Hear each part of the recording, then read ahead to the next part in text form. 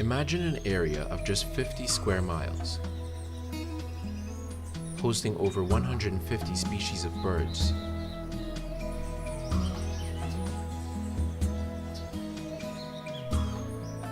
59 varieties of mammals,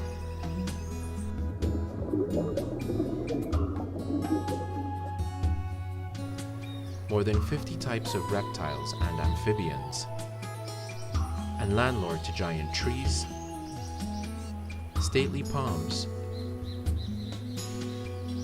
and plants with roots that descend from the treetops.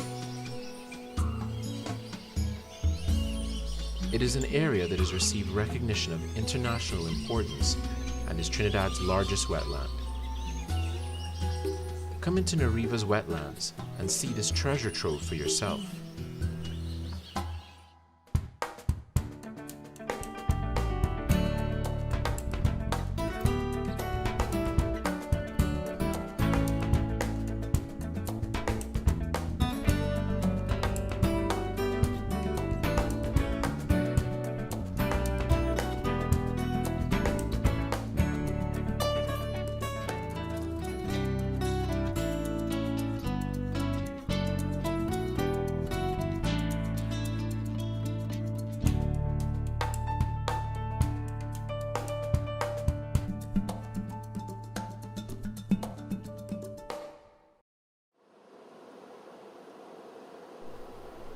Nariva Swamp is tucked into a narrow shoulder just beyond the frothing Atlantic Ocean on Trinidad's east coast.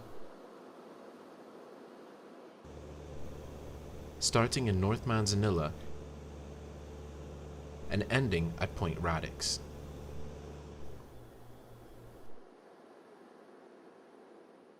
It runs some 10 miles long by 5 miles wide. From the air, it appears as a pale green savanna mixed with patches of royal palms and forest. The Atlantic coast is scenic with beaches and coconut trees. This area, a bond between sea and land, provides valuable services to humans, animal life, and our ecosystem. Wetlands are swamps, covered all year round with fresh water or salt and fresh water. Nariva is a coastal wetland which has both fresh and salt water.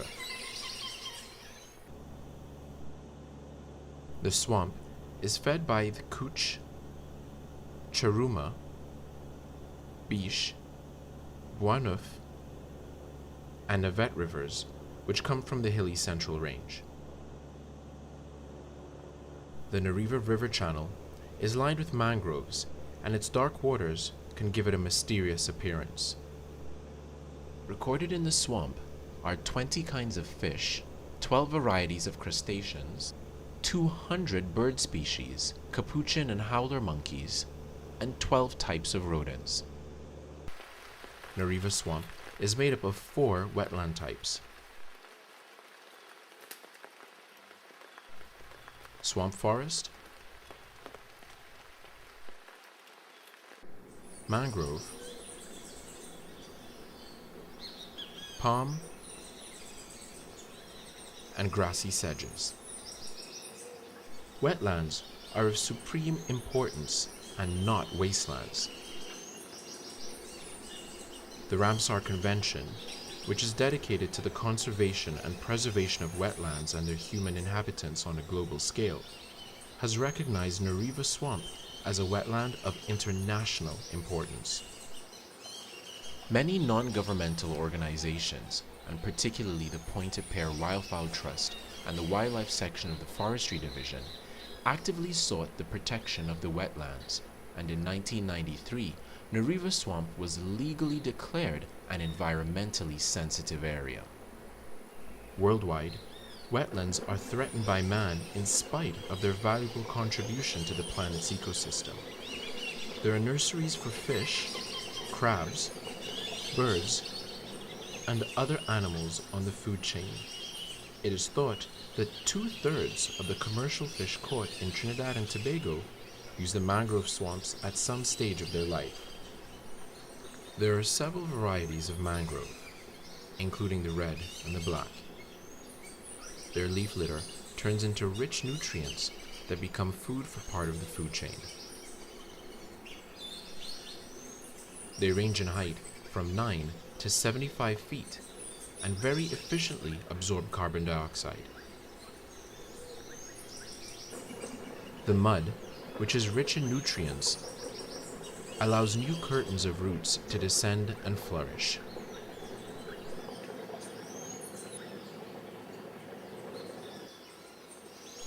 These roots breathe by sticking out through the choking mud, and they filter out the sea salt. They prevent excessive soil erosion by tides and flooding stormy rain, and preserve the quality of water and air. The arched and twisted roots of the mangrove are residences for black conch, oysters, and crabs. There are several varieties of crabs. The smaller ones are eaten by amphibians, and the larger blue ones are added to our local dishes of callaloo or curried crab. Wetlands are designed to buffer the effects of storms and hurricanes, protecting humans and the surroundings from harm. It is crucial, therefore, that we preserve our wetlands in view of global climate change and rising sea levels.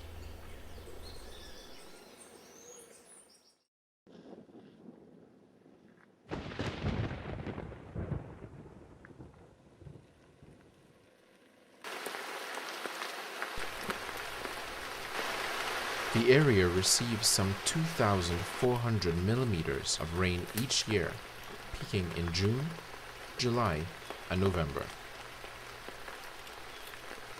During the rainy months, the water is stored and later released slowly into streams and rivers. On an average, the water in this swamp is not very deep, about 4 feet.